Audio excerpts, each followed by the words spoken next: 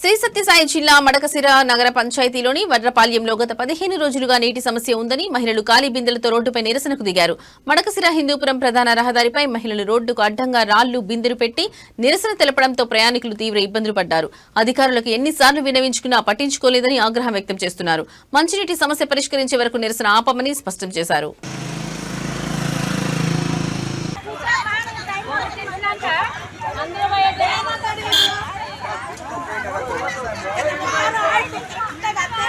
రాత్రి బిక్కోపోయినారు. మీరు ఈ టైంలో కాదాక మీరు ఒక మాట చెప్పాలా వద్దాక చెప్పుకున్నట్లు రాత్రి